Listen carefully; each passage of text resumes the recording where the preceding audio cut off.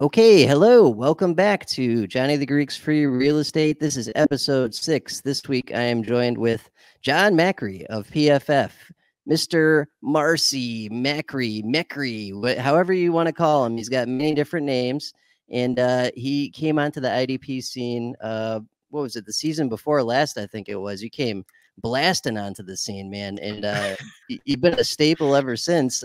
Good to have you. Welcome. Oh, thanks, man. I appreciate you having me, and yeah, I've been looking forward to this. I was telling you beforehand. I watched all the previous episodes that you did. Really enjoyed them. A lot of fun, and yeah, I'm looking forward to shooting the shit with you like we do. And yeah, I guess IDP scene as far as that. I guess it was yeah season before last. I guess is when I joined Twitter. I was doing articles for the website the year before as well, but I was still holding out on joining Twitter until I basically felt forced that I had to. So Yeah, great decision, right? yeah, I tried. Well, that's all right. We'll get into all that. So before we go any further, let me just remind everyone this is a free fire zone. We've already dropped one S bomb already. Thanks, Macri. Yeah, You sorry. just got someone fired. No, I mean, come on. It's episode 6. Everyone knows this is going to be an absolute fucking dumpster fire as usual. So keep that in mind. Use headphones if you need to. This is not safe for work. Let's get into it. Mr. Macri, how the hell have you been? What have you been up to this off season so far? It's been pretty busy as of late.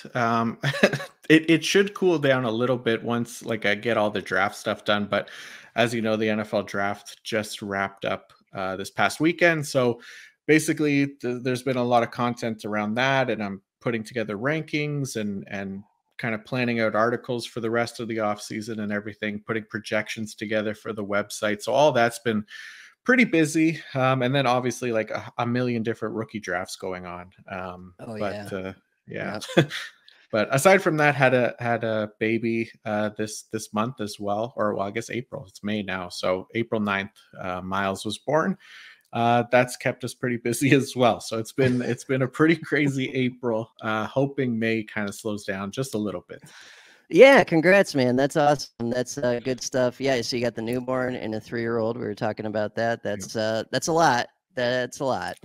It is. It is. It's a handful, but so far we're managing. I mean, we're still in the early stages of the two of them. I'm sure once they get older and start literally destroying the house and eating us out of house and home, then it's going to be a little bit tougher. And I'm sure I'll go completely bald by that point. But we still might have a couple years before we get there.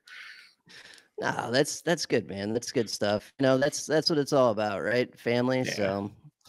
So I got to ask you before we get into thoughts on probably Super Bowl here. I'll ask you about. But did Jacksonville reach? Do you think on that first pick? So I think so. So Trayvon Walker like everybody's kind of aware of his athletic profile now, right? He scored a 10 RAS score. He's just like this elite athlete, but he wasn't really like he wasn't productive in college, but he also didn't really look that great as a pass rusher. And some of it had to do with Georgia's scheme, like the way that they would ask their edge rushers to pass rush. It was kind of this like read and rush type thing that they'd have to do, where he'd have to kind of take a step inside and play the run first and then kind of pass rush. But only so much of that can be attributed to the scheme. I think there was a lot of it. I felt that it was on him. Like he's super raw at the position. He struggles with like stunts and winning on his initial moves and things like that. So they're betting on the tools, right? I mean, I get that part of it. I just have a hard time doing that at the first overall pick, especially when somebody like Aiden Hutchinson, who also has all those athletic tools and everything like that, and has shown to be productive, he's shown to be a good pass rusher, is also on the board. So it's a reach, in my opinion, but maybe in a couple years down the road, I think maybe he turns into something. But that's the thing. I don't think it happens for him right away. I don't think he becomes an elite edge rusher right away. And yeah, we'll see. It's Jacksonville. It's not like it's Belichick and company coaching Exactly. him up. It's fucking Jacksonville. Yeah, you got to take your wins where you can get them, right? Take your easy wins, take the sure things. Like, I mean, you got Trevor Lawrence. Like, even if they took an offensive tackle, right? Even if they were like, you know what, we're going to pass on these edge rushers. We're going to take somebody that can protect Trevor Lawrence. That I would understand more. But taking a shot on a guy that could turn into something, that just seems like a tougher process for me to understand, anyways. But I'm not a GM, so what the hell do I know? Yeah, no, I hear you. I just thought it was funny because they said what the Lions pick was like one of the fastest ever recorded, I think, right? Right. They've done that 2 years in a row now, which is hilarious, right? They did it with Penei Sewell and they did it with Aiden Hutchinson. They turned in the cards super fast, and apparently the NFL got mad at them for that. It's like, what the fuck do you want them to do? You want them to just sit there? Like, everybody hates that when you know that they're going to make the pick, like the first Right. overall pick, and they use the 10 full minutes or whatever because they have to field the phone calls and everything. But it's been months you've had the first overall pick. You know who you're picking. Just turn in the friggin' card. Yeah. No, that was kind of shocking. But then when you remember it's the Jags, it made a little more sense. So, yeah. Besides that, were there any like? I mean, the linebacker thing is a mess. Obviously, that didn't go great. But anything else that really shocked you out of the draft? Um, I mean, I guess I was surprised. Like, I knew the quarterback class wasn't great, but I was surprised that the NFL really, like, they were clearly down on them, like more so than what I think people thought they might be, just because of the value of the position, right? So only one Mm, quarterback goes in the first round. Malik Willis ends up falling. Desmond Ritter falls, and then they took Kenny Pickett. Being the only one in the first round, and all these quarterbacks have flaws. So I do get that. I guess it's not like really that surprising. I mean, going back to Jacksonville again, taking a linebacker again in the second yeah. round, right? They took two off-ball linebackers Right. in the first 2 days of the draft after giving $45 million to To Foye Foye friggin' Oluokun. Oluokun. So it's like I just like these aren't positions of value, right? I could get it if it was like a corner or an edge, like wide receiver, something like that. But I mean, linebacker, just not that. It's just proven to be not that valuable of a position for NFL teams, and they're just using early picks on them. So, and Yeah. trading up for Devin Lloyd, who I love, but it's still a weird positional value thing, right? Right, and it's not 1982 anymore. Like, are the Jags really gonna put 3 linebackers out there and have them play a ton of snaps all the time? Like, No, absolutely not. I mean, we hope so for IDP because we love yeah, linebackers, but it's just not right. going to happen. Yeah. Yeah, very very strange, very strange. Yeah. All right, how about I mean, I know we're beating the draft to death, so let's rewind a little bit further back. What'd you think? I don't think I've talked to you since the Super Bowl. How did you enjoy it? What were your thoughts, takeaways? Uh, yeah, I love the Super Bowl. It was a really enjoyable one. I think it was nice to see teams that weren't New England and Tom Brady related in the Super Bowl for once. And I'm a big Joe Burrow fan, and obviously a huge Aaron Donald fan. So Yeah. that was a cool matchup to see. And I was starting to root against the Rams that day because there was the news that if the Rams won the Super Bowl, that Aaron Donald would retire, which luckily turned out to be false, I think. Anyways, there's Oh still yeah, no, time. he's running it back Yeah, 100%. You've heard him since then. Like he said I'm addicted to Super Bowls, unquote, and he wants to get another one. So yeah, he'll be nice. back. I love that. Yeah, man. He arguably the greatest defensive player of all time. Like he's up there. He's just so dominant. And to see him literally win those last two games for them on Yeah, on final plays was just incredible. It's just like this is what this guy does. And anybody that doubts him is just being an asshole and doesn't really know football. So that's yes, sir. because there That's are good stuff. detractors. There are Aaron Donald detractors out there, but not us. Yeah, so Donald and Ramsey both got rings, and Stafford obviously that was good stuff too. So a good game too. Yeah, it was a good game. It was fun. It was, there's I think, yeah, it would have been interesting to see. Well, it will be interesting to see if the Bengals can get back to the Super Bowl now. Obviously, we know how hard it is for these teams, and just like having a young quarterback like Joe Burrow, I think a lot of people assume that they're going to be back, but I don't know, man. It's going to be tough. I think, especially looking at the AFC, right? It's insane, the competition that's there right now. So I'm bummed for Joe Burrow and the Bengals that they didn't win, but I'm really happy for Aaron Donald that he won. So it was a win-win Super Bowl either way. It was, and those are so rare, right? Like Yeah. man, I'm trying to think that the last time we had like a legit win-win, because there's usually one team that I can't stand, like Right. Yeah, the Steelers or the Patriots or yeah. yeah, even San Francisco. I wanted the Chiefs to beat them. Like I'm not a San Francisco person, so Yeah. yeah. So no, that you're right. That was a like solid all the way around Super Bowl. And then yeah, just the fact that Donald like won those games in the final plays like 2 weeks in a row, like unbelievable. Yeah, man. He's on a different level, that guy. And he's like 30 years old now, and he's still the most dominant player in the game. So I hope he keeps going, and I hope he wins a few more Super Bowls too. Yeah, definitely, definitely. So, all right, so let's start with the beginning on this. I mean, we probably covered this during an IDP guys podcast at some point, but it's been a minute on that. So let's start at the beginning. How did you, a Canadian, get to start watching football? Yeah, so it's a good question because obviously, like, we started watching hockey over here first. That was always on in the house, and that's like the dominant sport over here.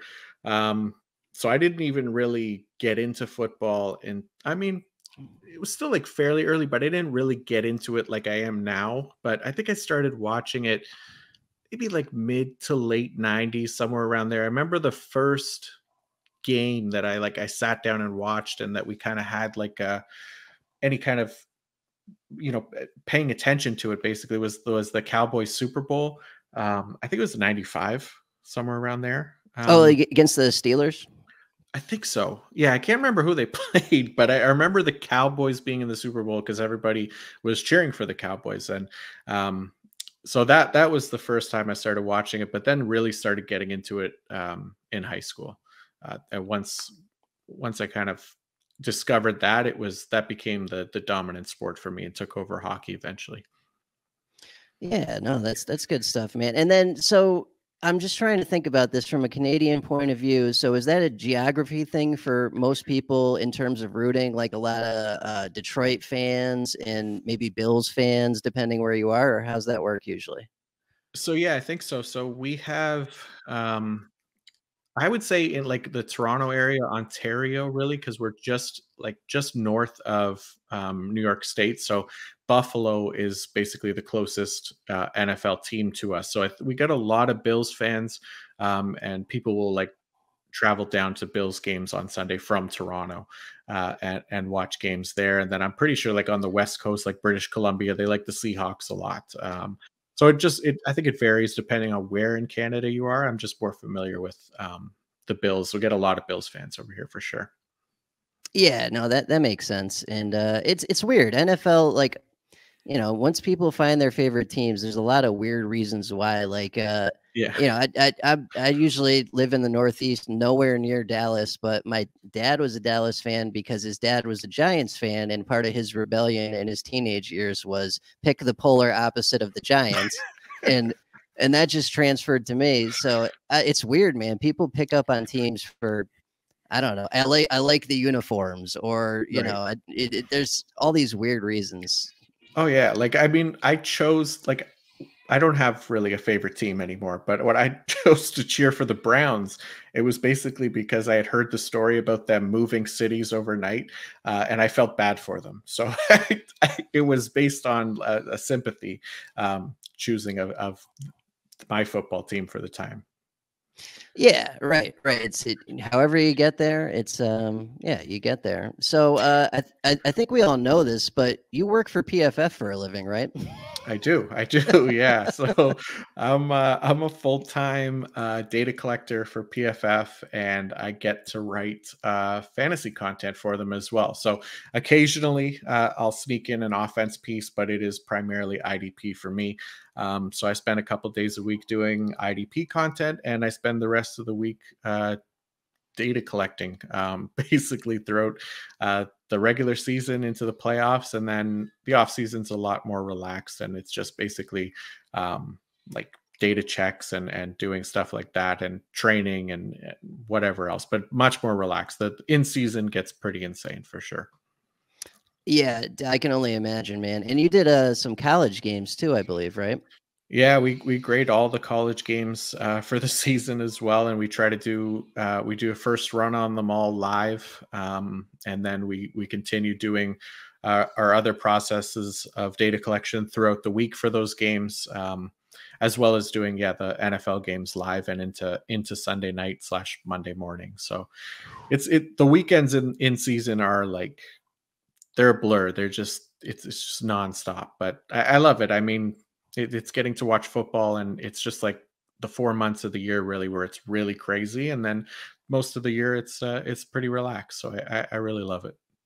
Yeah, that's awesome, man. And it's interesting. You know, that's you really are where a lot of people want to end up in the Twitter sphere, if you will. You know, like you've got the dream gig that a lot of people want. I mean, it's not me. I'm not gonna bullshit you.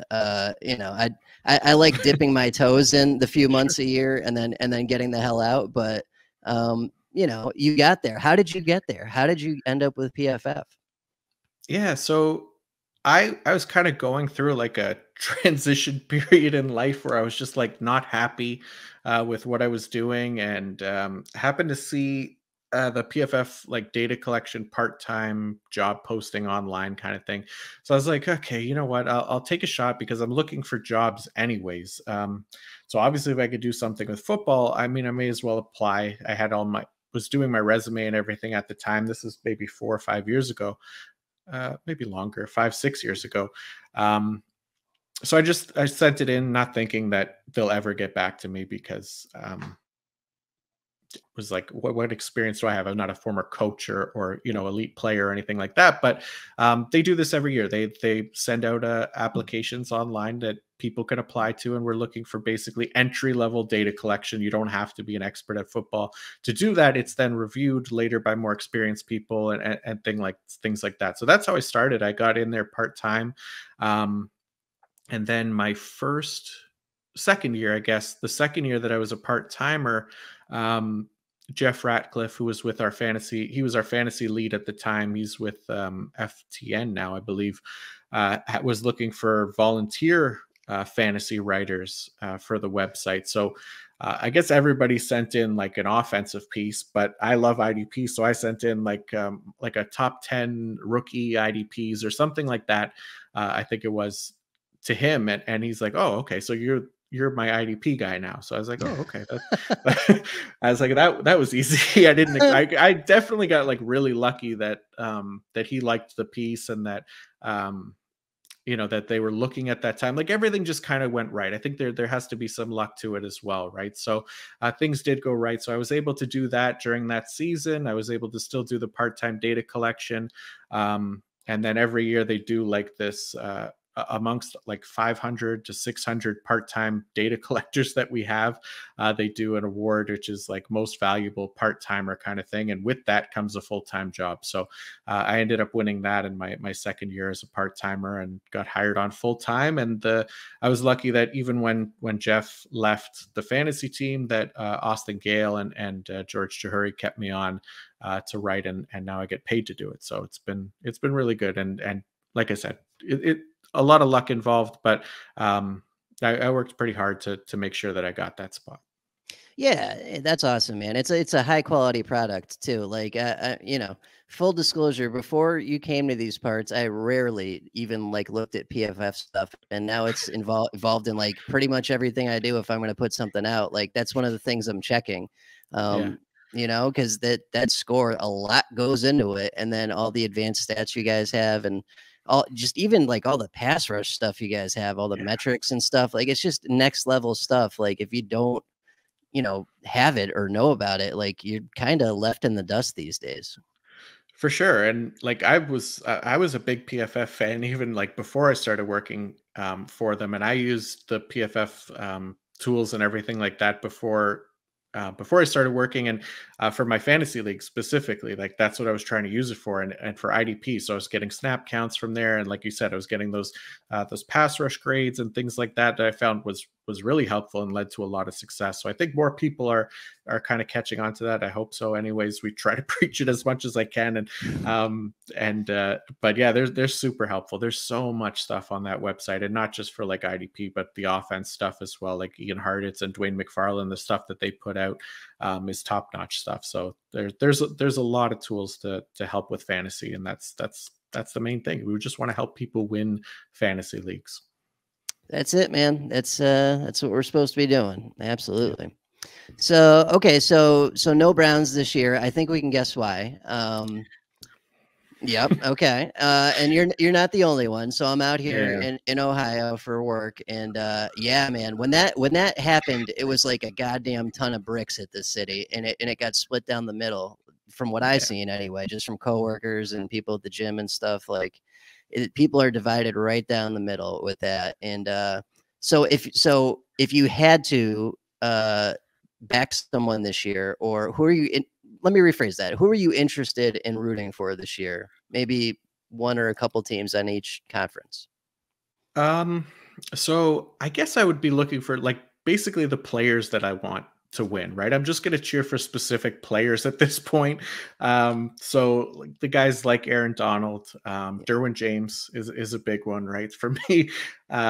So guys like that, maybe guys that like haven't won a Super Bowl before. Like I'll still hope that Joe Burrow, Josh Allen, those guys get a chance. Yeah, it'll basically be just that kind of style for me for the rest of the days that I watch football, because yeah, it just doesn't feel right cheering for certain teams knowing where their principles lie. So it just I don't have strong enough allegiances to any sports team basically to throw morals out the window when it comes to paying potential criminals. So. Yeah, no, I hear you, man. I hear you. And that's everyone's own call, right? So, that's a personal preference thing. Yep. And I think I'm with you on that. Like, I think the Bills, like, I would be really happy if the Bills won one, because they've been close so many times, those 4 times in a row. They were 4 times in a row. Right. And those were good teams too. Like, Jim Kelly and Marv Levy and oh man, who is the running back? I'm thinking Thurman Thomas. I'm thinking Thurman Thomas, but I doubt that that's correct. Could be. There were so many good dudes on that team. Thurman Thomas. Oh, I think I was right. Yeah, I was. Thurman Thomas. Yeah, he was really good too. And yeah, man, it feels like they're owed one. And I mean, it's going to be hard to get through the AFC this year, but if they can get to that Super Bowl, I think they can. I think so too. I mean, they were close last year, if not for the overtime rules, right? So they've changed that this year. I mean, not that it matters. Who knows if they'll go to overtime again or how it'll all play out? But it would be pretty sweet if they got another shot to face Kansas City and they went to overtime again, and they can pull it off. But that would be a stretch as far as the possibilities go. But they're there. I mean, they're right there. Buffalo is super close, and there wasn't much they needed to add in the draft, but picking up a guy like Kaiir Elam to, bolster the cornerback unit, because Levi Wallace got torched in that Kansas City game. Yeah, we'll see. I think the Bills have a really good chance. Yeah. I mean, it's definitely a super stacked AFC, but yeah, no, they got a pretty good shot. We'll get into that later though with our stupid early predictions. Sure. Before that, though, so did you play any sports in high school or college? I played a little bit of almost everything, I guess. I wasn't like particularly great at any of them, but I tried as much as I could. We played hockey, obviously. I think I spent the most years playing hockey and soccer. Those two were big. We didn't really have much. This was another thing about being in Canada, is that like our football teams in high school and stuff were absolutely garbage. You didn't have to try out to be on the team. You just showed up. Ooh. And if you showed up and you were willing to pay for the equipment or whatever, then you were on the team basically. And it wasn't exactly fun to be a part of those kinds of teams, but we continued playing football like after college and stuff, and like a men's league type thing. And those are always fun. but I don't really play anything anymore. I wish I could still go play football, but it's so damn hard with 2 kids to get out of the house on Sunday mornings and get to the field in time. So plus everything aches now. I'm just getting old. I hear you. We're getting to that get off our lawn age. That's for sure. Yeah, exactly. So, any good short stories from either your sports career or high school or college, or anything that comes to mind for like a good story? Man, so so I was kind of thinking about this, and I was like, I don't know if I should tell this story or not. Oh, this is the But place to if it's iffy. this is the Yep. place. Okay. So, and plus it's over a decade old now, so it's probably safe. But Yeah. yeah, so out of high school, one of the things that we like to do to keep us busy was basically go to the bars and get hammered, as you do, right? So, Sure. um, so this would be a pretty much a week, like a weekly occurrence. Would be at least close to blackout drunk almost every single weekend. And one weekend in particular got pretty bad. We went to the bar. We got kicked out of the bar. I don't remember exactly why. I think it was just because we were a little out of control. And what we did was we ended up walking back to my house, and along the way ended up at a high school that was near my house. So just kind of hanging out outside the high school and just, I don't know, like horsing around basically. And we noticed that one of the windows of the high school was open.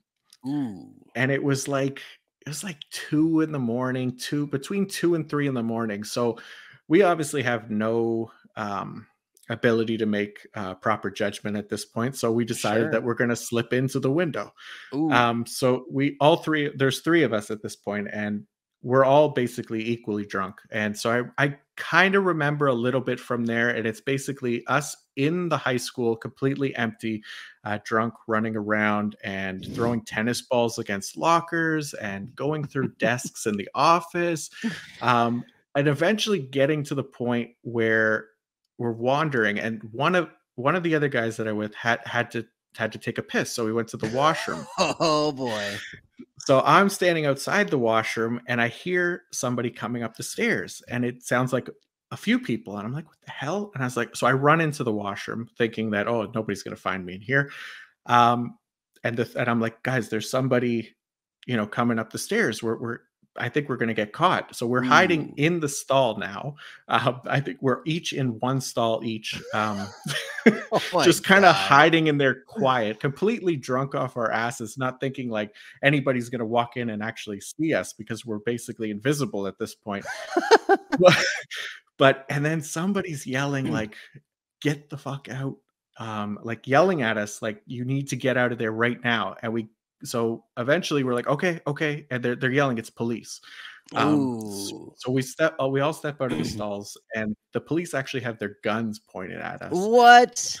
Yeah. So this is what like an excessive part of the story for them on their part, because it's like we're literally. I mean, I guess they couldn't have known, but who the hell else is it going to be just wandering Yeah. around us?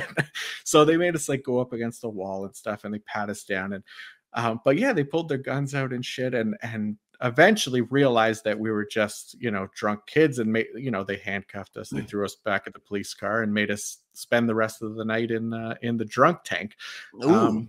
So yeah, so that was a lot of fun. Uh, but I barely remember any of it either. And the worst part is they had it all on the security footage Oh no. within the school. So they actually like sent us the disc of the recording after, but I couldn't play it. That was the only thing. I don't even know if I'd want to watch it. It wasn't Yeah. working on my DVD player or whatever it was. But that was that was something that I guess we were pretty close to happening almost every weekend, just the shit that we would get into as young hooligans. But Oh, those oh. days are long behind me at this point. Yeah, no, I can identify. So we had this phase in high school where we were tipping porta potties and shaking them and just dumping everything onto the ceiling of the porta potties.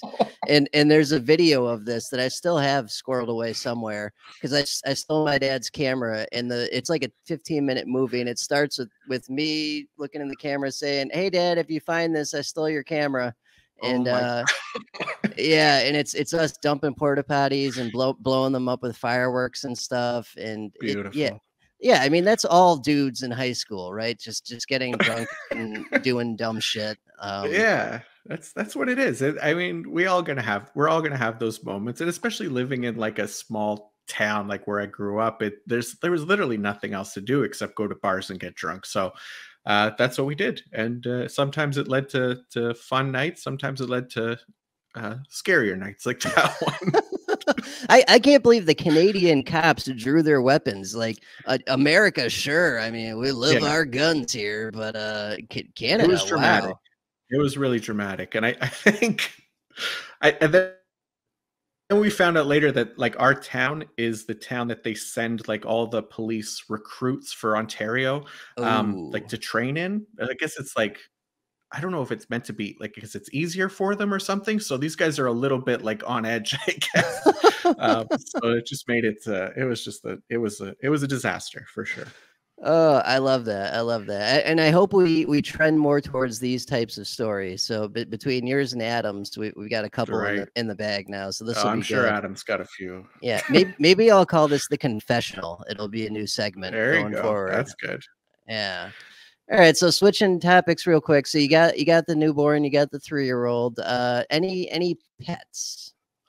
You know, I don't have any pets. I haven't had a dog for oh man, like 7, 8 years now. Um, yeah, just the two kids. They're a handful by themselves. So I can't imagine include like bringing a dog into the mix as well. I just don't need the the extra work around the house, or a cat for that matter. So yeah, no pets for me. It's been a long stretch without pets. All right, all right. So you're happy with the status quo right now. Yeah, for now. Yeah. All Until the right. kids start busting balls about getting a pet, and then we'll see if I give in or not. Oh yeah, that's coming at some point. Yep.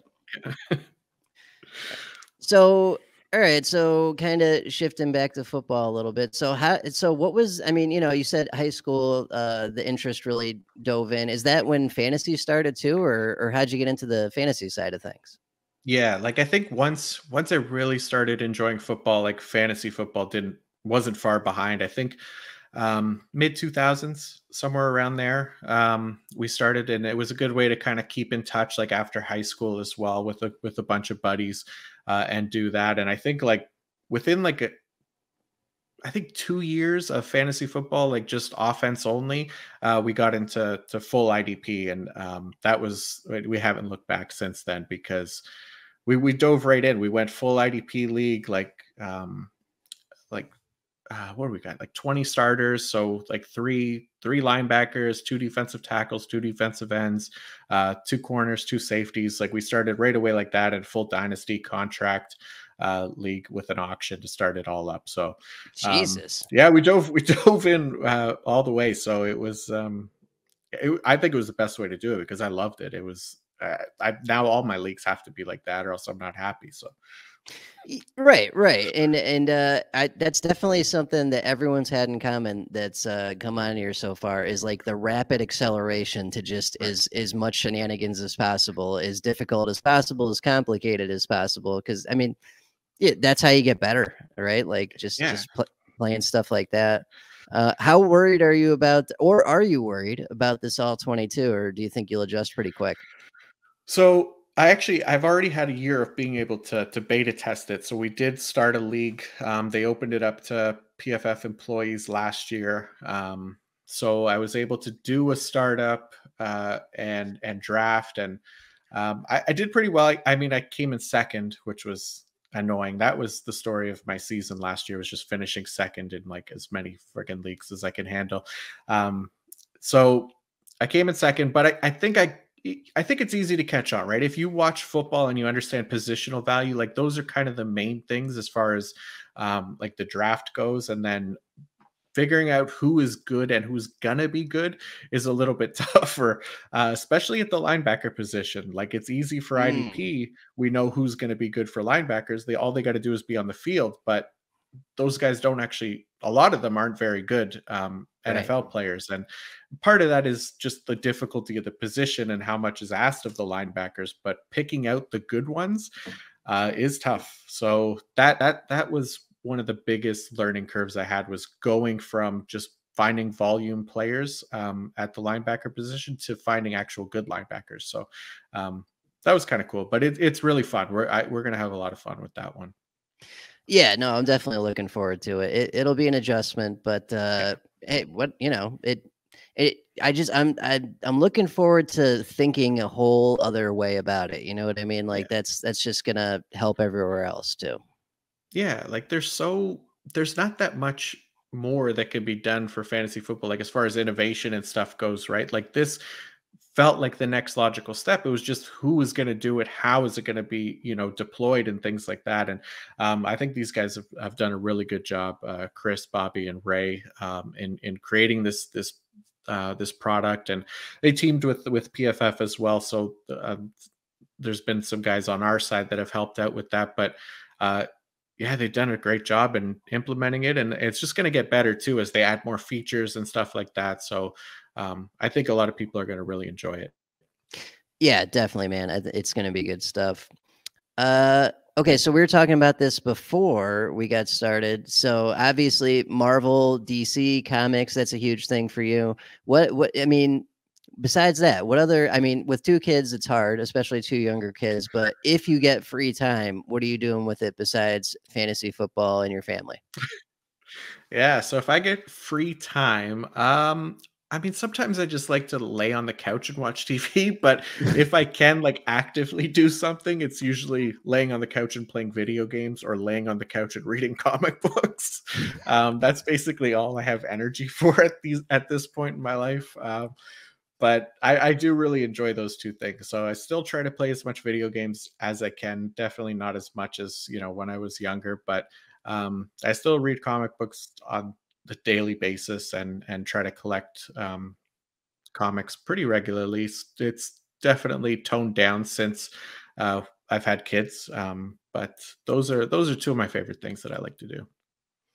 Yeah, that's awesome, man. And we got that really great group chat where we talk about all things Marvel. That's good. And that's Right. that, it goes beyond that too, Star Wars and all Yeah, kinds of stuff. Yeah. yeah. Yeah, Yeah. that's a fun one, and it does. Yeah, sometimes it gets beyond even the Marvel and the Star Wars, the pop culture, and it's just it gets a little crazy sometimes. But that's the fun of it, right? Yeah, yeah. No, it definitely does. It definitely does. And then you got your so we're talking Doctor Strange this weekend if you can pull it off, right? I think so. Yeah, I'm gonna try to go at the very least early next week, but I'm gonna try to push for this weekend. It snuck up on me. I'm not gonna lie. I with the draft and everything, I completely forgot that it even was coming out this weekend. So I haven't bought tickets or anything. I haven't asked my brother, who I usually would go with, if he wants to go watch it. So we'll figure it out. Even if I got to go by myself, I'm definitely going to try to watch it soon. Yeah, no, I did that like a week ago. I went to the Northman by myself and Oh, how's the Northman? oh man, it was fucking wild. And Yeah. there's this part where this dude gets disemboweled and his guts are just falling out all over the floor, and everyone in the movie theater is like, "Oh shit!" Oh, It was oh, crazy. It was oh, absolutely crazy. that's awesome. Yeah, I still got to see that one because my buddy and I, we really enjoy that director. Robert Eggers is the director, right? So we watched The Witch and we watched Lighthouse, I think, right? Lighthouse. Yes, Yeah. yeah. So those were really good. So yeah, I'm looking forward to this one. That looks pretty sweet. Oh yeah, it's the same style. It's real trippy, Yeah, but it's like it's more linear. It's like it's a revenge story that starts from youth, and yeah, there's some trippiness, but it's definitely a revenge story. right, right. Oh, that's awesome. Yeah, I can't wait to see that one. Yeah. All right. So Doctor those are Strange too. yeah, yes, yeah, and we got Top Gun 2 right after that. So Top yeah. Gun 2, that's right. I gotta it's been so long since I've watched the original Top Gun. I think I gotta rewatch that one because yeah, I remember enjoying that movie. It's not like it's never been like one of my favorite movies, but I remember liking it quite a bit. It's just been such a long time since I watched it. Yeah, yeah, nostalgia factor. Yeah, Yeah, that's that's what good it is. stuff. Nice. All right. So we kind of is, as you heard in Josh's, we kind of rapidly move back and forth here a little bit. So Sure. what were some of your favorite early IDPs from like when you first started playing? Oh, favorite early. Okay. So I'll think about like the first few years that I really got into it. So what I'll do, I'll name some of my favorite, and then I'll go like the guys that I really loved as save them for my Mount Rushmore kind of thing. But Nice. so DeAndre Levy, the linebacker for the Lions Oh at the yeah. time, Yep. he had the injury issues, but man, when that guy Hmm. was out there, he was friggin' awesome. I loved DeAndre Levy. I ended up with him in like a ton of leagues. Sean Lee, another guy that suffered like a ton of injuries, and obviously as a Cowboys fan, but Yeah. man, Yeah. he was incredible too. I remember he scored my very first points as an IDP. I remember it was like a Thursday night season opener against the Giants. It was like I think the first play, and he made a tackle on it. And those were my first IDP points Wow. ever. So I still remember that. That was so he'll always have a special place in my IDP heart. Is Sean Lee. It's a lot of linebackers. I think like Carlos Yep. Dansby was an Yeah. absolute beast. Um, yeah, Carlos Dansby. I wrote it down actually. 11 seasons of 90 plus tackles. He had Ooh. 1,400 tackles and 43 sacks for his career. He was pretty awesome to roster for a long time. I think, but this is a stupid one. Sean Witherspoon, the Yeah. linebacker for the Falcons. If you Yep. remember him, I there's only do. like 2 seasons of like elite production, but he was on my team in my home league, and I remember like anytime that he had a big game, I would be taunting, yelling "spoon" at everybody as he scored points. Well, it's you get those irrational attachments to some of your Yeah, yeah. favorite early guys. So Quentin Michael, you remember Quinn Michael. Yeah, yeah, McKell, however the hell you yeah, say it. yeah, yeah. Eagles safety won me a title one year. Is as random as that is. Right. And then Chris Hope, back in the day on the Oh Titans. yeah. Yeah, Wow, holy shit. Yeah, I those know are some that's a good name, right? names.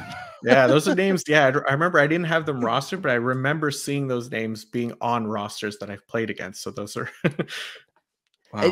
And I That's still remember the first like huge warm body waiver wire linebacker guy that like totally flipped the league over. Pat Angerer, Pat Angerer. The name sounds familiar. Colts middle linebacker, gotta be Okay. 10, 15 years ago.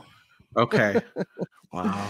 And Jeez. I it was remember just it was just one of those things where the whoever the hell the middle linebacker was got dinged early and he came in and had like I don't know 130 140 tackles or something that oh season. my It's god. crazy.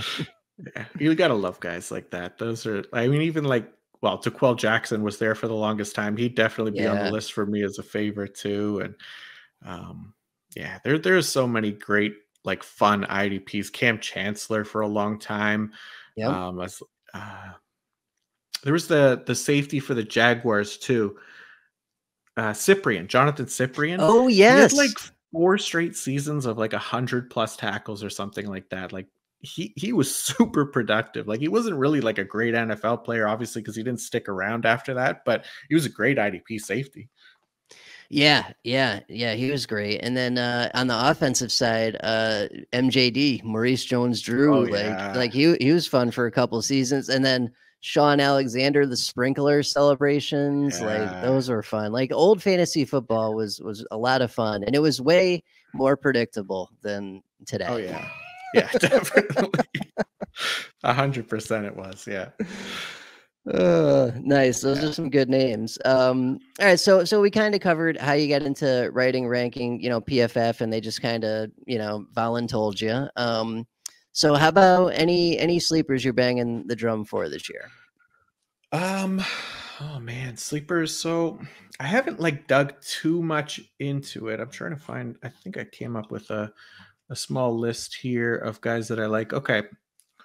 So at defensive tackle, I mean, I don't know how much these guys are sleepers right now. Ed Oliver for the Bills and Christian Barmore of the New England Patriots, I think both have a chance to finally, well, for Oliver to finally kind of hit his stride. I think he started to show it towards the end of last year. this is a first round talent, right? Top 10 pick. And these guys do take a long time to develop sometimes, usually a long time being like a couple years, but he really hadn't shown much. And then all of a sudden started to kind of put it together last year. So I think he could be really interesting. Plus there's like nobody else on the Bills interior. Yep. And Christian Barmore, I, I mean, that guy was an incredible pass rusher from the three tech at Alabama, and he carried it over to New England last year. Didn't show up in the sack totals, but he was one of the leaders amongst defensive tackles in pressures as well. So he's going to keep that going, and those are going to turn into sacks at some point. Who else do I have here? Randy Gregory, I still like at defensive end for the Broncos. Yeah.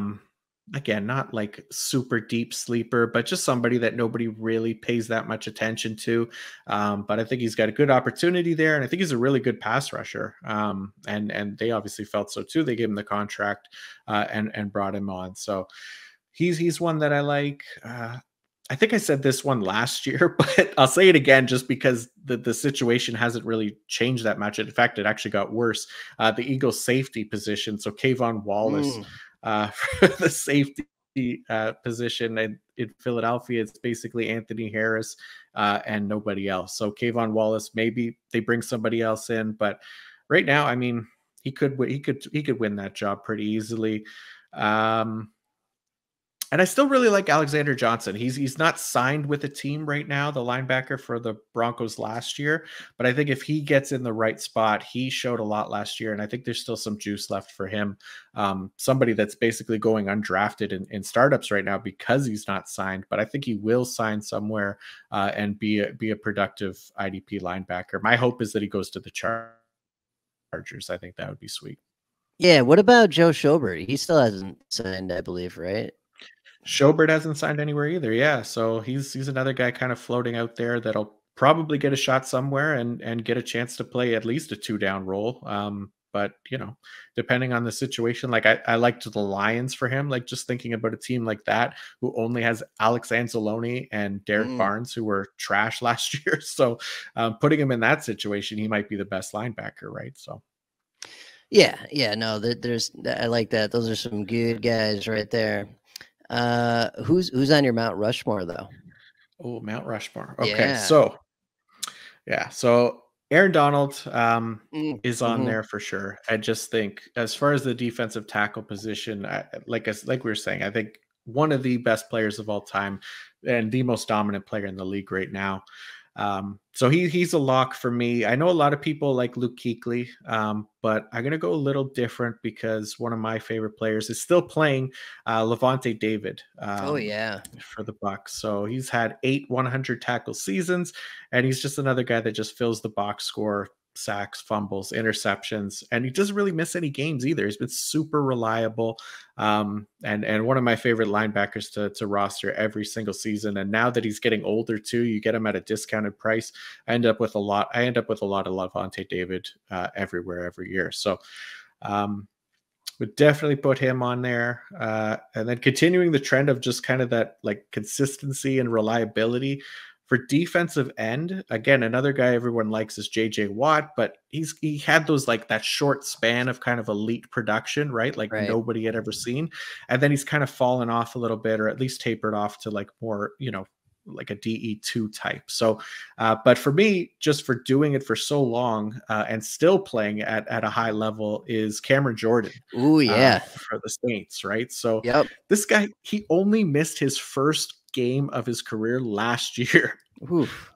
That's it. Like, that's insane. He's been playing for what? I can't remember if I wrote it in here, but he's been playing since 2011. So like over a decade, right? And he's good for anywhere between like 7.5 to 16 sacks, somewhere in that range, 30, 40 tackles, whatever, but just super reliable. And, he's started to kind of drop off as he's gotten older, but then he ended up winning people championships last year if they started him, right? So he was sleeping all year and he woke up during the fantasy playoffs. So that's the kind of guy you get with Cameron Jordan, and he's super high volume. So you love that. And then one more, I'll go the safety position and say Antoine Bethea. I think just like another guy at the safety position that's just been like a staple for IDP almost every year that he's been in the league. He had a 14-year career and managed 1,333 tackles. Ooh. So he was close to averaging 100 tackles a year. It was like 95 tackles a year it ends up being. So that's ridiculous for the safety position and just unbelievable production. So yeah, I think that's most. I mean, all those guys except for Bethea are still playing too. But so Donald, Levante David, Cameron Jordan, Antoine Bethea for me. Yeah, that's a great list. I like that right there. And yeah, Bethea, man, for a long time. Yeah. Yeah, he's just been awesome. Super reliable. Like, I remember he was still getting drafted after he retired because people were like, this guy's an IDP monster. And if he comes back or he signs with the team, he's going to put up another 100 tackles. So, yeah, he's just amazing. Nice. That is a solid Mount Rushmore. How about some stupid early predictions? If you had to guess, I mean, we're not going to get any of these right, but well, I mean, we might get the obvious ones right, but not some of these. What do you think? Who do you think would be like inside linebacker 1 this year if you had to put a guess on it right now today? So I'm going to go a little bit different than most people. I know Roquan Smith, Darius Leonard, those are Micah Parsons. Everybody's going to love those ones. But I think just for this year, I'm going an older guy as well. So I'm going Bobby Wagner. So Bobby Wagner joining the Rams. This guy, he's also been super reliable, really great tackler. Now he gets to play behind Aaron Donald, right? So Aaron Donald, who draws a ton of attention along the defensive line and soaks up blocks, it opens up things for the linebackers. We've seen this work for guys like Corey Shittleton, Micah Kaiser, Troy Reeder, Kenny Young, right? These guys have all been productive when they play like a full-time role for the Rams. Now put Bobby Wagner into that situation, a player that we know is like an elite linebacker. And even though he's older, I mean, the guy, he knows what the hell he's doing out there. He's not going to be in the wrong gap and he's going to be able to clean those tackles up. So if he's healthy, I'm going Bobby Wagner as the surprise LB1. Yeah, no, I'm with you on that. I could see that. I mean, the safe bet is probably Roquan, but that's I could see Wagner easily. Yeah, that. Man, Rams just did not lose much, right? So I mean, they kind of it's a wash at wide receiver with getting Robinson and sure, Von Miller's gone, but pass rush they could replace that if they need to, and they'll end up finding somebody or trading for somebody in season just like they did with Von Miller because it's the Rams and fuck them picks, as they say. So they'll find a way.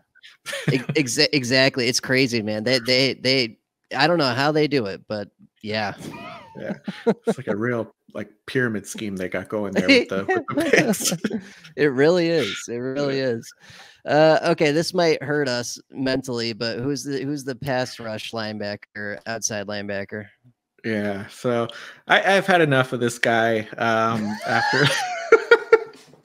After he won Defensive Player of the Year last year, whatever, he led the league in sacks. But if we're gonna award 23 plays over an entire season, then I think there's something wrong with the Defensive Player of the Year award. It should have been Aaron Donald once again. So I'm not going to say TJ Watt. I am going with Joey Bosa. I'll say that's right. He's an outside linebacker now, according to MFL and MFL's gospel. So that's right. Yeah, that's a good point. I didn't even think about that. Well, I mean, Bosa is somewhat made of glass, also, but TJ Watt is definitely made of glass, right? Stub your pinky toe, out 2 games, like not very reliable. Yeah, and I mean, so I've been kind of looking into this as well. Like somebody like the Chargers also brought in Khalil Mack, right? So you get a guy like that on the other end, and he creates pressure as well, and kind of can lead to cleanup opportunities for somebody like Joey Bosa as well, and vice versa too. So I really like those two guys working together in the Chargers, and think he has at least a shot. Oh yeah, definitely, definitely. And we just, I mean, anyone that's listened to either of us knows we just love to throw rational shade at TJ Watt. He's Exactly. obviously he's Oh, he's obviously, amazing. yeah, he's pretty good. He's pretty Yeah, good. he's really, really good. But he plays for the Steelers, and he's Yeah. yeah, you Yeah, know. and they can eat shit. So all right, I like that. How about defensive end? What do you think? I've gotten some interesting answers on this one. Chase Young was the last answer I got on this. Oh, Chase Young. Wow. Okay. Yeah, So, I mean, I'm still a believer in Chase Young. I think he has a chance to kind of bounce back, and same. everybody's kind of down on him last year because of the injury, and he wasn't having a great year, admittedly. But again, looking at these defensive ends, they not every single one of them is going to come into the league and dominate, right? So you got to give them a little bit of time, and somebody that's like like an athletic freak like Chase Young, he's going to be just fine. So I don't mind it. It's a surprise one, but for me, I went Myles Garrett. Yep. I that's a guy that I really do want to see win Defensive Player of the Year. I think he works his ass off every year. He plays for a shitty organization in Cleveland, and he's he has a shot every year. And there's just it doesn't always come together, but um, he's still as dominant as you can get as a defensive end. So I'm going Myles Garrett. Yeah, it really sucks with the little injury and the COVID that got him the last couple times here, because he was Yeah, so close to putting it together. yeah. Yeah, he really was. And I seem to bet on him for Defensive Player of the Year every year. So one of these years it has to hit, and then maybe I could get paid. So There you go. There you go. How about defensive tackle? Is it Donald until he no longer is playing? it's 100% Aaron Donald until he dies. Even if he retires, he still might be the DT1. The guy he's a freak. There's nobody like him in the NFL, and I know there's other guys you can get at better value. The Cam Haywards of the world and things like that, but there's nobody that is a better bet to be the best player at their position than Aaron Donald, and that translates to fantasy points for him. Yeah, and I believe Cam Hayward is a DE on MFL, so that kind of screws with that a little bit. It does. It does. Yeah. So yeah, no argument here, Donald, for sure. What about safety? So safety, this is I mean, people that listen to me probably already know this was my pick last year for safety. It's gonna be my pick again. It's Mr. Derwin James. I love Derwin James. I think he just does everything well, and I know he probably won't finish as the exact safety one, but he's going to be in contention just because of how good he is, and if he's healthy, which he was last year. He got hurt near the end of the year, missed like a game and a half or something. So, but freaking every player misses like a game and a half in a season. So whatever. Derwin James for me is going to be the choice. Yeah, especially with the Rona these days, you're guaranteed a couple weeks Yeah. missing each year, and then it's like the thing with Derwin is you get what you pay for, whereas people last year were paying for Jamal Adams and got like steaming dog shit basically. Yeah. People were not happy with Jamal Adams last year, going from what was it, 9.5 sacks the year before to 0, and then getting injured. Right? So I'm doing all these offseason best balls on MFL and Sleeper, and I was looking. So I got Quandre Diggs and Jamal Adams on one team. Quandre Diggs outscored Jamal Adams I know. last year. Like, how crazy is that? It is crazy because Quandre Diggs plays like literally all he does is sit as a single high safety for the entire game, but he stays healthy and he plays like nearly 1,100 snaps a season, so he, just gets volume production, right? And that's the main thing for him. And obviously Adams missed time, so that helps. But yeah, Quandre Diggs. I mean, if you want a guy that you think is going to play every single game, the Quandre Diggs probably a good bet because he's away from the action on almost every play. Right. Yeah, I just thought that was wild though. Like, It is, yeah. totally crazy. How about corner? This is obviously a very hard one to. This is almost impossible to predict. But what do you think? Yeah. So This is another one I think I picked last year when you guys asked me, you and Nate on the IDP guys one. I went with Kenny Moore. So Which is a good pick. Very good pick. yeah, yeah. So I'll go Kenny Moore again, just because he's an every down corner that plays in the slot, and is an elite tackler, right? And they use him in that kind of way where they can move him into the box. They don't take him off the field. They put him in blitzing situations, and he's a really good player too. So he's able to make a few plays on the ball and things like that. Because otherwise, betting for the number one corner, like people are going to go after Trayvon Diggs and overpay for him Yeah, this year. it's not going to be Trayvon. It's No. if I'm going AJ Terrell. That's what I'm Love that. saying. Yeah. Love it. But Kenny Moore is such a safe bet. He's another one of those guys that you get what you pay for. Like, sure, you got to Yeah. pay up a little bit, but you're getting a corner one for sure. Yeah. Yeah. That's the thing, right? Like there's going to be very little chance that I roster Kenny Moore in redraft. But if you can get him, it's, yeah, like you said, it's as safe as bet as you can get. But yeah, I love the AJ Terrell call too, man. He's awesome. He's actually going to be another one that's actually good for the all 22 fantasy league as Right. well, because he grades out well. He's such a good corner, but puts up the IDP production too. Yeah, yeah, and he hasn't had a chance to play a full season yet. So Right. I think if we get that, people are going to be a little shocked for sure. Definitely. Definitely. Nice. All right. So we got you on record with those. Who you got in the Super Bowl, the massively early Super Bowl? Super Bowl. Okay. So you remember you asked me this our last like in-season big nickel, and I predicted it correctly from week 17 or something like that. I said Rams Bengals. So obviously I'm going to be right again. Yeah. Yeah, because that's how that works. So I'm actually going to go with the Chargers from Ooh. the AFC. I'm going to go Justin Herbert. They improved their defense. I Yeah. mean, they were close last year. If they would have got into the playoffs, I mean, they would have been a tough out. So I think they just get better. Justin Herbert gets better. And then obviously there's a little bit of homerism cheering for Derwin James to get there too. But so I'll say Chargers from the AFC. And I'm going to say I pissed off Aaron Rodgers in the NFC. I know the Packers tend to choke, and Kyle is, I'm sure, shaking his head if he hears this, because he's constantly disappointed by the hopes that the Packers give him. But I mean, the NFC is just not that great. So I'm going Chargers Packers in the Super Bowl. Yeah, I could see that. I could see that. I think Packers. I mean, that window is closing, so Yeah. they got to do what the Rams do, right? Like shit can some future capital and make the move while you got the time. Yeah.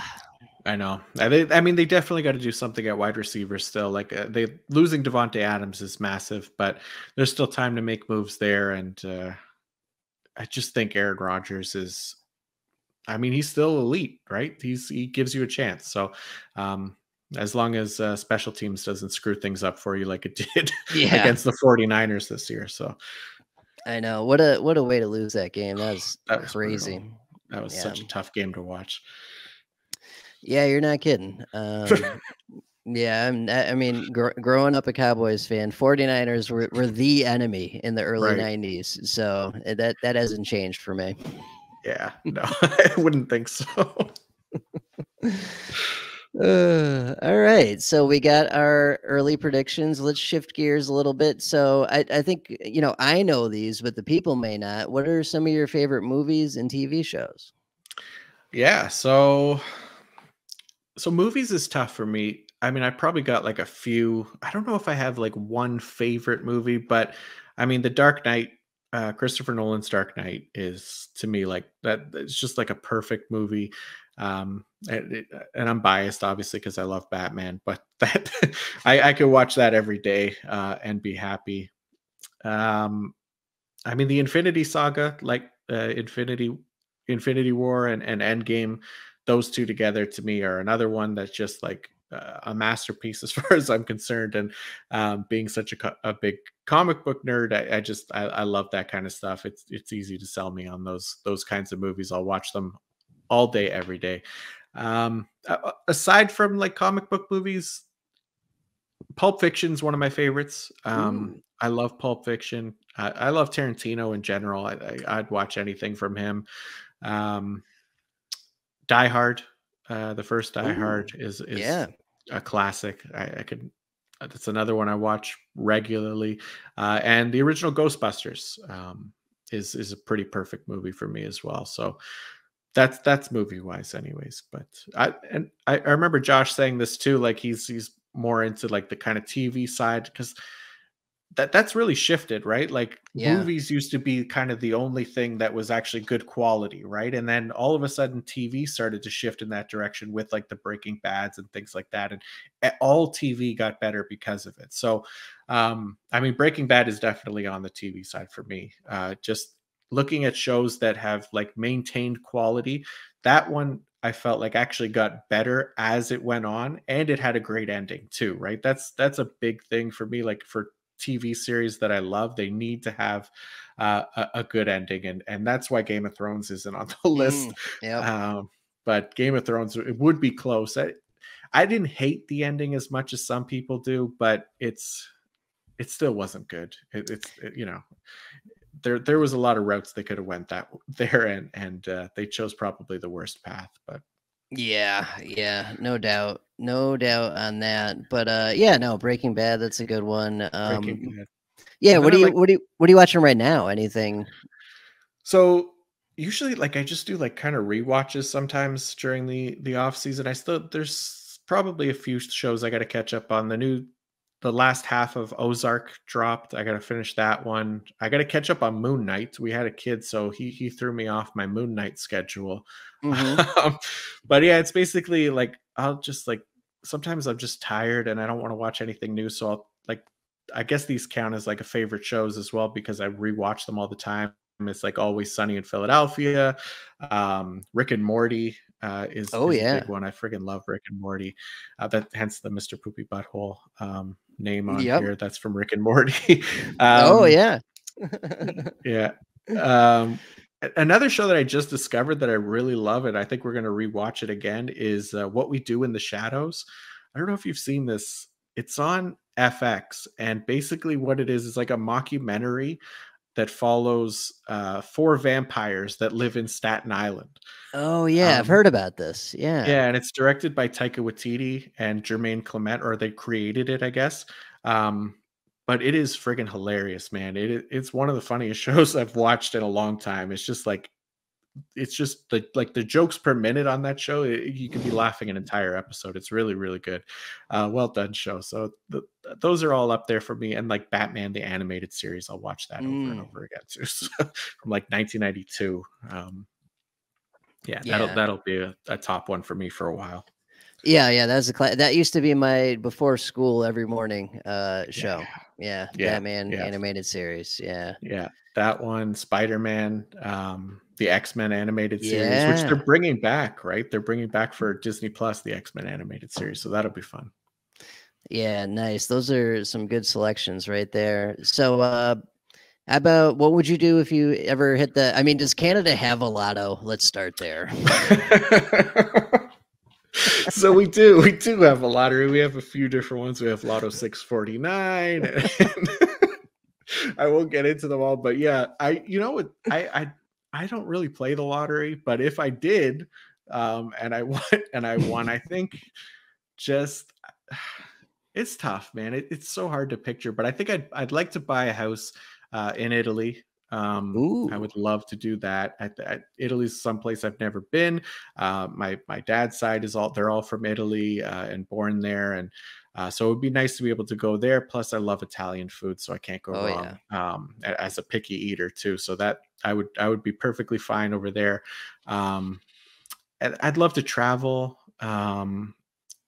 All over the place. That's one of the biggest constraints I find with having kids is finding time and ways to travel.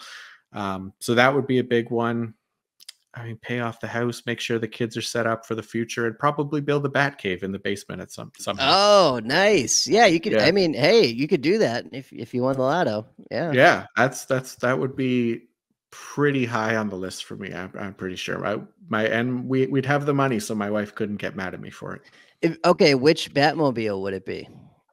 So, oh, So, okay, coming back to the animated series, that's my favorite Batmobile, the one with the long front, that kind of like flat, like rectangle Batmobile. Um, I've never seen like a rebuilt, like to scale version of that. I'm sure there's probably one out there. I've never seen it though, and so that would be a really cool thing to own. And I love the way that the doors are not the doors, but it's like the hood kind of slid open that you can jump Right. in. So that would be the one Yeah. for me. That's a good pick. The newest one, the Robert Pattinson one, that's an Oh, interesting take on it. So it's just like yeah. a roided out muscle Yeah, car, yeah. basically, like Yeah, wild. super grounded version of the Batmobile, but, yeah, I love that he's in the car, like, revving it like crazy before he starts to to go after the villains or whatever. He's It just there, but that, like, it suited his character, right? it Because he's all did. about kind of, like, enticing, like, he's bringing out the fear of people being afraid of Batman, right? Which was all the whole part of that intro, that monologue that he did in the beginning, which that opening scene in the Batman where he's describing the city being afraid of him and thinking they're in every corner, that was perfect to me. That was one of my favorite scenes that I've ever seen them do in a Batman movie, because that was like comic book esque. So I was all in for that. Yeah, that was really good, and he felt like, I mean, Christian Bale's was pretty realistic. This was like ultra realistic. Like Yeah. even like the parachute thing, he just eats shit basically and almost dies. But it's Yeah. like, yeah, that's what would happen if you jumped off a building and like Yeah. didn't have enough room to open a parachute. Like Exactly. that's how it would go. Yeah.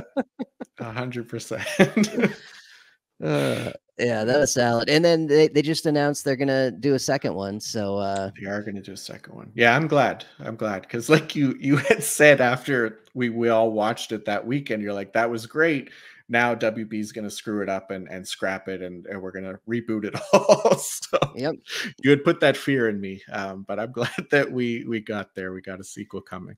Yeah, and I mean, it looks like Joker will probably be one of the bad guys, right? Because they Mhm. teased him at the end, and then if you can get one other bad guy, who do you want? So I kind of want them to do something they haven't done before in the movies, and introduce like a really cool like comic book villains that they did recently, like 2011, I think it was, the Court of Owls. They're kind of like Ooh, this underground group of almost Illuminati esque kind of thing, kind of running things from in the shadows, and nobody really knows of them. They kind of heard stories of them, and they're not sure if they're real, kind of thing. But they're the ones kind of running things and manipulating everything behind the scenes. And they have like these basically like assassins that work for them called Talons as well, that are like these undead kind of super soldier type oh wow. things. So that I think that would be really cool if they could introduce that to the movie universe, because they did a really good job introducing that in the comics, Scott Snyder and Greg Capullo. Nice, nice. All right. Hey, well, we got a chance. So Yeah, yeah, I hope so. okay, how about this? So if you could time travel and see one event in history, what would it be and why? So I had to think about this one for a second, but now that I thought about it, this is the only answer to me, and it would be to travel back in time to when dinosaurs roamed the earth. Ooh. Um, right, and definitely not like be in any kind of danger of being eaten by a dinosaur, but just to kind of watch from a distance kind of thing, because of all the things that you can travel back and see. A lot of them have to do with human history and things like that, and we could see people everywhere we go. We could never see a dinosaur anywhere we go, and we probably never will again, right? Well, probably we won't see another dinosaur ever again. So just going back and into it, to that time, Cretaceous period or something like that, to see, to watch dinosaurs and how that all looked. I think that would be really cool to actually be able to see. Yeah, no, that's a great answer right there, and an original answer. And I think you got a good point, right? Everything else is just variations of our same shit. Just Right. yeah, that's not though. Yeah. Yeah, exactly. That's what it is, right? We could all we could picture how people kind of did things a little bit, and they've done, there's different ways to kind of visualize that through movies and stuff. And then, yeah, they've done dinosaur movies, but nobody knows for sure, right? We don't know what they Right. looked like, and stuff like that. So yeah, that's where I would go for sure. Nice, nice. And what's your take on do you think there's intelligent life in the universe beyond us? So my wife is probably tired. Well, I know she's tired of hearing this my take on this, but the answer is absolutely yes. I have I have zero doubt that there's intelligent life in the universe other than us, just from like like a probability standpoint, right? You're Right. thinking about how big the fucking universe is. We can't even comprehend, how far it stretches. Like our minds would break. Our minds aren't capable of picturing like the vastness of the universe. So um to assume that we're the only planet with intelligent life of all the infinite amount of planets that are out there, I think, I mean, I can't imagine it. There has to be. It doesn't necessarily mean that they're able to travel through space and to reach us and things like that. But I mean, yeah, I do. I 100% think that there is. And yeah, when those UFO videos and stuff pop up online, I'm all into that because Mm-hmm. yeah, I'm like, this is it. This is what I've been showing. I show it to my wife. She gets all freaked out. And yeah, I try to make her watch like the Bob Lazar Oh and yeah. the documentaries like that and Yeah. stuff, Yeah, or I'll that watch it and then recap it for her, and she hates that. right, that was a good one. The I think the 60 minutes, the Tic Tac UFO though, that was the one Oh that fucking broke people because yeah, man. people that for years and years have been like, no, there's no way. Like you got United States Navy fighter pilots that get, they're literally flying $30 million machines off an aircraft carrier. They are the sanest people on this planet, Yeah. and they're telling you, and they got gun cam footage of the whole thing, and it's like, okay, well, that's kind of hard to refute. Yeah, yeah, and when they're talking about, like, the technology of it all too, like, that we don't have the technology that allows things to fly in this kinda direction and whatever, like, that all of that is just like, yeah, I'm a sucker for it. I'll buy it every single time because, I mean, not to say that that it's specifically aliens that have been to our planet, but I'm a big believer that there is definitely something out there, has to be. Yeah, definitely, man. Good stuff there. Okay, so how about favorite football memory and favorite non-football memory? Ooh, okay. Um, so favorite football memory, I guess you know what? It was only a couple years ago when the Browns beat the Steelers Oh in the yes, playoffs. Oh man, that was sweet. beat the piss out of them too. Just Like, like, yeah, right out the gate, right? Like yep. snap over Big Ben's head into the end zone. Like all of that was just like I've never been more hyped watching a football game than to see that. It was the Browns in the playoffs. It was against the Steelers. Like it was just everything. And then Big Ben crying on the bench after the game as well was. Yep. Those are memories that last a lifetime for sure. And it wasn't just Browns fans. It was Oh everyone yeah. that wasn't a Steelers fan was just piling on that whole Oh game. yeah. Like, It oh it my was god, great. yeah. Yeah, that would definitely be up there for me. Yeah, that's actually got it. That's got to be number one. It was just too much fun, man. Yeah, that's up there for me as well. But 07, not even the helmet catch, the Plaxico touchdown after, because I mean the helmet catch was great and it got him in range, but then Yeah, when Manning dropped back and he threw it, and I saw the number of the receiver that was open, I saw it was 17. I was like, oh, that's fucking Plaxico. He's gonna catch it. yeah, yeah, And then what 30 seconds left for them to get down the field. I was like, okay, there's a good chance Brady's not gonna be able to do this. And yeah. the sack on third down or whatever, Right. like that was beautiful too. Just was it Justin Tucker? I don't think it was an interior defensive lineman that got him. Okay. But I mean that whole Yeah. defense played out of their Oh mind that yeah. game. Yeah, that would be a great one too. Yeah, because that's another one where everybody's collectively rooting against the Patriots Yep. to get that perfect season. Nobody wanted to see that shit. Everybody wanted to see the Giants beat them. So that was a great one. I mean, I'm not even like like a Patriots hater. I guess I'm not like crazy about Brady just as a person, so I do tend to cheer against him when he's in the playoffs. So anytime that the Patriots have lost has been a fun one. Yeah, no, yeah, those are some good ones right there. How about non-football memory? So non-football memory, I feel like a lot of parents are going to say like the birth of their children and you know things like Mhm. that. And don't get me wrong, those are, you know, on paper, looking back, those are nice. Those are nice memories, but they're not exactly like the most pleasant moments to have to kind of go back and relive if I'm being honest, because they were also like two of the most stressful fucking days of my life. Like the especially the first one, man. Like you don't know what to expect. You just like your stomach's in knots. I'm fucking sweating. The baby like finally comes out after hours of this process, and they go to tell me to, because you know the dad's going to announce what the baby is. Is it a boy or a girl? We didn't know ahead of time.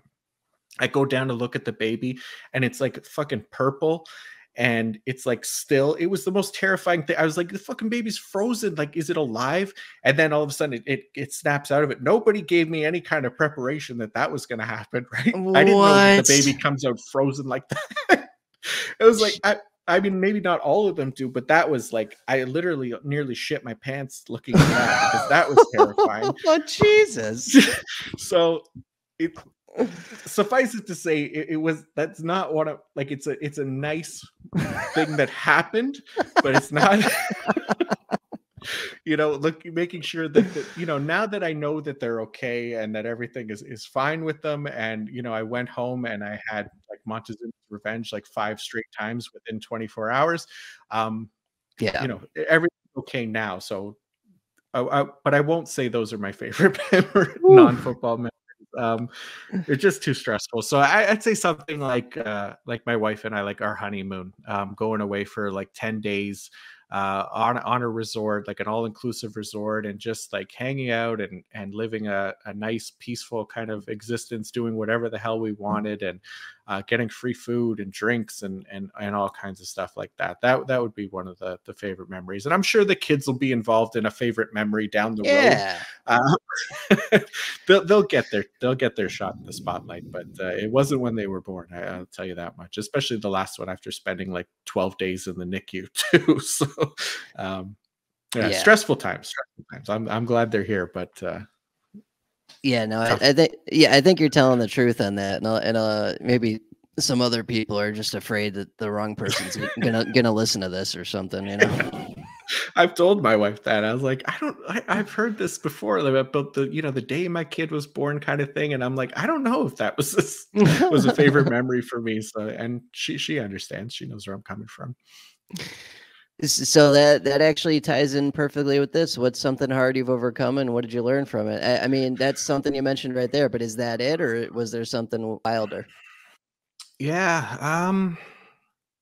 No, I think that's a good one. I also, you know, it's one thing like that I found just we kind of touched on it earlier, but just talking about like going through like a job transition and things like that. I really wasn't happy like at my previous job. And it wasn't that it wasn't a good job. It was just it was very like mentally draining. So I mean, and you know this working in like social service field as well, Mhm, right? So I worked mhm. for our local Alzheimer's society and provided like counseling for families who had received like new diagnoses for dementia. So Oh, it was every single day nonstop talking to families who now have to go through this long process of grieving basically and understanding that this is like a progressive and degenerative disease that eventually your loved one is going to pass away from. So right. the conversations and stuff around that, they were just like it was just mentally draining. And I found like by the end of the day, like I'd get home and I didn't feel like, I just didn't feel happy. I felt drained. It led to some depression too. Like it was tough. So I was really looking for like a big change. And so that was really tough to kind of get out of that. And I think just pushing myself to like make something happen and realizing that shit isn't just going to fall in your lap. And I mentioned the luck of getting into like the fantasy side of things, but I still had to kind of push to get there, and I had to force myself to look for different things and to get out of my comfort zone and to try to increase my education to so that I could get a job in the football field and things like that. So that was a really tough time, but yeah, what I learned from it is that if you want to get something, then you really got to try to make things happen for yourself, and not just hope that it's gonna come to you by accident, and get up off your ass and start working, basically. That's it, man. Nothing changes if nothing changes, right? Yeah, exactly. That's a good one. So Z-Mags added this. This is new to the questions. What would your last words be if you were about to go out in a blaze of glory? Oh. I Okay. don't even really have an answer to that, to be honest. Shit. I'm thinking of Scarface. The scene in Scarface with the first like drug kingpin that Tony kills.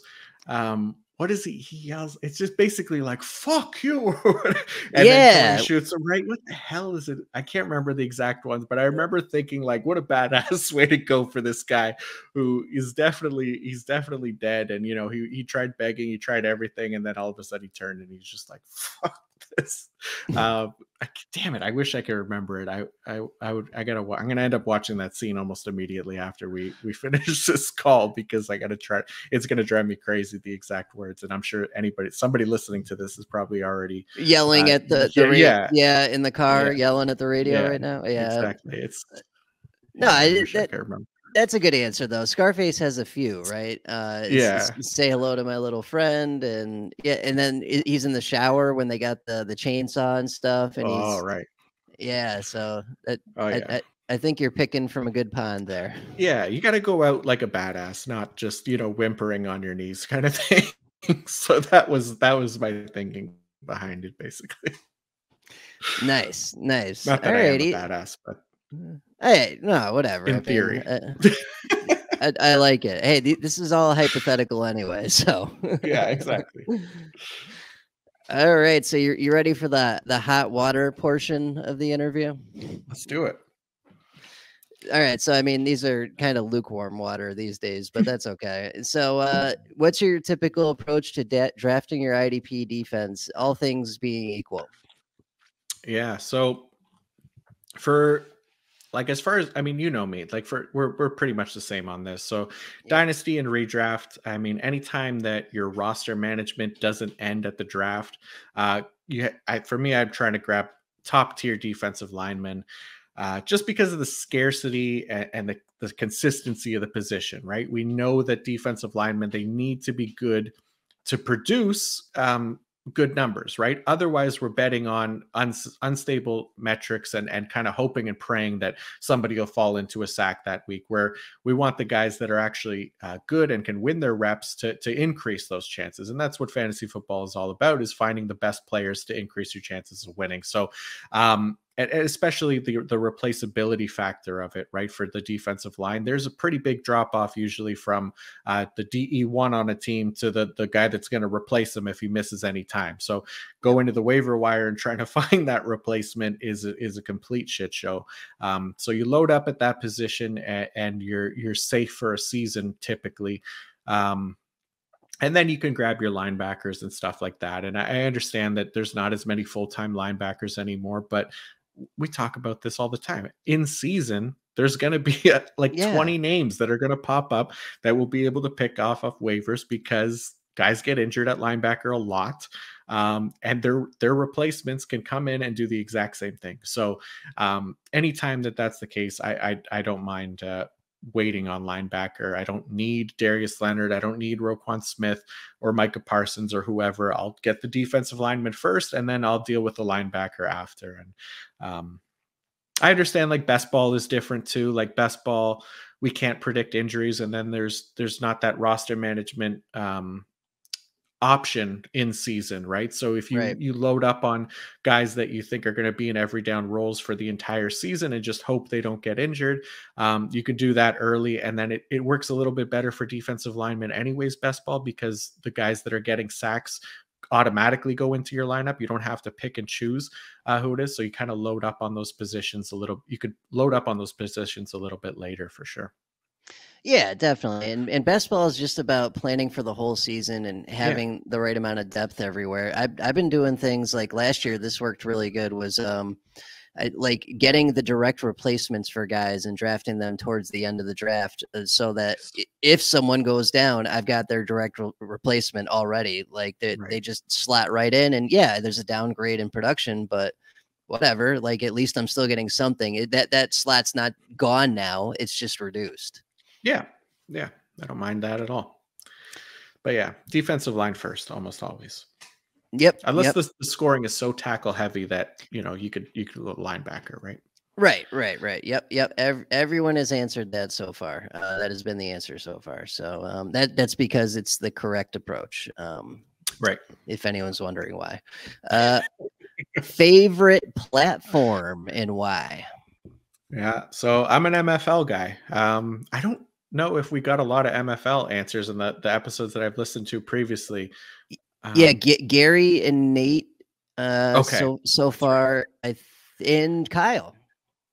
Oh, Kyle. Okay. So they did. Okay. So, but yeah, I'm MFL. I mean, I really, I didn't play a lot on Yahoo until last year when we got a couple leagues with you going, and I really liked what Yahoo did too. Just the ability to separate DT and cornerback from the like D line and safety is a big difference. But MFL for dynasty, contract leagues, IDP, like customization wise, scoring, all of that stuff, and now you can convert it to true position as well, just using Adam Zika's Sticky Z, his converter tool. Like MFL is perfect to me. I know it doesn't look the best, but I don't give a shit about, fancy colors and stuff like that. Sleeper's fine. I don't mind sleeper, but I'd much prefer like the 5 position IDP leagues over the 3. Yeah, I'm with you. And it's like, yeah, I just care about functionality. I don't care about bells and whistles. Like, I noticed this last night in the rookie drafts. I'm in a super flex league. I've got Carson Wentz and nothing. And so I drafted Riddler, whatever the fuck his name is. The Riddler, yeah, yeah, sure. yeah. It like 105, and I was like, this sucks. I don't want to do this, but I have to because I need a second quarterback. And the freaking sleeper thing booed me. There's a sound effect that it booed because at 105 I went with a quarterback because it doesn't understand that it's a super flex league. It doesn't understand super flex. So it's playing this sound effect like I'm the fucking idiot. It's like no sleeper. No. Yeah. Have you played Super Flex League before? Yeah. Exactly. You are the fucking idiot, not me. Like that's hilarious. I have like sound off on everything, so I didn't even know that it does that booing or whatever. Yeah. For the rookie drafts, there's sound effects now. Yeah, DJ Keltown was saying the same thing. He got booed for taking a quarterback, and he's like, it's super flex. I have to. Oh God. So yeah, I'm gonna turn the sound on next time I do a draft. I got like 4 drafts going on right now, so yeah. See if I get booed or cheered. Yeah, they're starting up, and I know I bag on sleeper a lot. I don't hate them or dislike them. I just think they're good. They're just not my favorite. Yeah. I mean, if they ever added like that where you could split out the 5 positions, add the contract league in there, all of that stuff. I mean, what makes MFL so great, that they'd be killing it because it's a good platform, pretty user friendly. So I get it. I don't mind sleeper. I just think I would just prefer to play with 5 IDP positions and not baby IDP like you say. Exactly right. That's the thing. Like they don't even have to make it the norm. Just make it an option. And and then if you want to use it, you use it. If you want to stay baby IDP, you stay baby IDP. There you go. That's it. Yep, that's it. All right. Speaking of fucking stupid topics that come up all the time in our daily existence, thoughts on fantasy Twitter? Fantasy Twitter, yeah.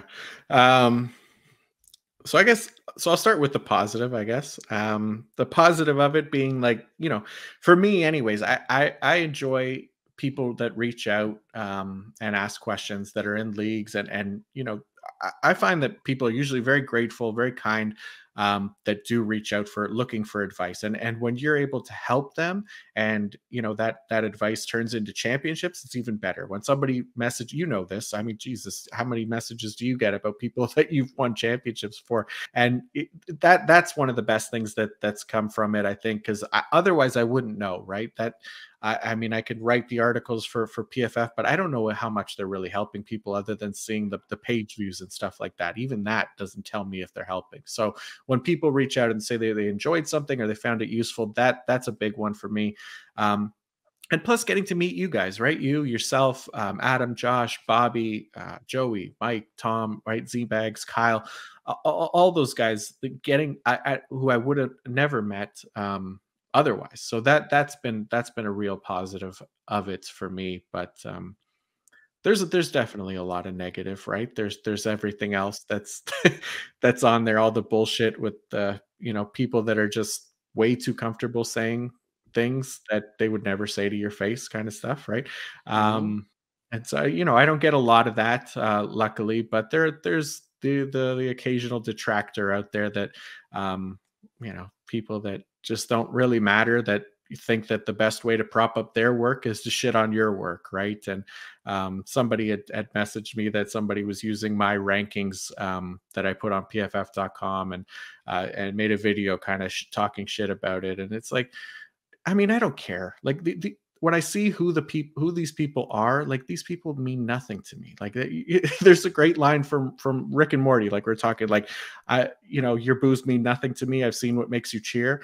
It's like, you're shitting on my work.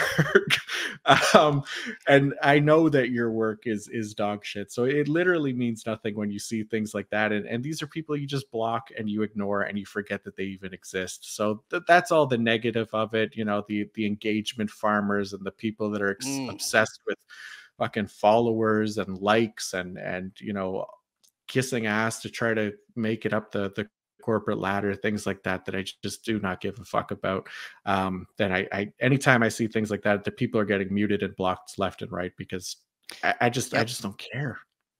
And that's going to work itself out. It's been a multi-year process for me, muting and blocking and turning off words like all across fantasy Twitter. Now my current timeline is like a lot of the stuff that Wild Spicy likes. So just, I mean, you've seen his feed, so you know what I'm talking about. Just ridiculous, funny videos and questionable humor that could get you fired at work. I always wonder why that pops up on my timeline, and I see like Johnny the Greek liked or retweeted this. Yep. He's got the best timeline. I am jealous of his timeline. It is so good. So I've got a bunch of that, a little bit of football, a little bit of Marvel, Star Wars, stuff like that, and all the dumb shit is gone. If you just work at it, you can erase it all from existence. Oh yeah. I'm just chipping away, just learning the words that need to be muted, like you said, and the people that need to be muted and blocked. And man, it's such a weird place. The obsession with like followers and asking for followers, and it's so weird. Like, I don't care. I just don't give a fuck if you're following me or if you're not. Like, are you reading my work? Do you find it helpful? I don't care. You don't have to follow me. I'm not gonna fucking cry about it. I know, man. I know. It's something else. It really is. Yeah. But you're right. At least we all got each other, and stick with the good, get rid of the bad, and keep it moving. Absolutely. So what are you working on this off season? Anything? So yeah, I'm always working on some kind of article. I try to do a weekly article throughout the off season, dynasty related. And then as we get into redraft season, I'll do more of that as well. But I just spent like the entire day working on the defensive projections for every team now that all the rookies have been drafted and stuff like that. So popping them into lineups and working out their snap shares and everything like that. And luckily we have a really good research, our data science team that runs those numbers through their formulas, and then we pop out a bunch of tackles and sacks and stuff like that. So that's really cool. So working on that. Just dropped the top 50 IDP Dynasty rookie rankings on the website as well. That's free, that people can check out. Hopefully you don't yell at me for it. If you do, you do. But this is what I'm used to it. If people have questions, that's fine. I'm happy to have conversations about rankings and things like that. But just IDP content. That's what I do. We got the Big Nickel IDP podcast. We do that bi-weekly. Next one is with Mr. Kyle Bellyfuel again. We'll be talking rookie linebackers. So that'll be nice. That'll be good. And what are you doing this season? Anything different, or the same kind of lineup as you had last year? Yeah, it's gonna be pretty similar. Yeah, it's just like whatever in season or in like midweek college games that might work, one of those. Usually I was working the Thursday night football game, NFL, so that was better than working like fucking Maction or something like that on a Wednesday night. But and then once the season goes, we're going nonstop. I think it'll be college football all day for me on Saturday, NFL football all day for me on Sunday, and then I'll work on waiver wire for Monday to come out on Tuesday. And Tuesday, I think, was just something slightly different that I'll do this year. Instead of like a start sit, Dwayne McFarland, who is one of our fantasy writers here, does really good work. He did like a utilization report for the offensive side of the ball. We'll do something like that for IDP this year. So that'll be pretty cool, and hopefully helps people get an understanding of what players are on the field and what they're doing when they're on the field each and every week. So nice. That sounds pretty good. And then anything you want to plug? Twitter you want some followers? You want some followers, Macri? Oh man, yeah. Please follow me, like, subscribe. No, I don't. Toss me a follow, please. Yeah. Oh man, I know it's such a weird thing to ask somebody to follow too. Like, holy shit, how pathetic. So. Yeah, no, you'll never see me ask for follows or celebrate followers. I mean, I appreciate everybody that follows me, don't get me wrong, and finds my work useful. But if you don't follow me, it's not going to hurt my feelings. So if you you can find me at Mr. Poopy Butthole on Twitter. There you go. Speaking of poop, so our final question, our most important question, if we're being honest, is: do you think that most road rage is poop related? Okay, so I know your take on this, and it's interesting. So it's something I hadn't really thought of before, but it makes sense because as somebody that is, I guess you could call me like a shy pooper.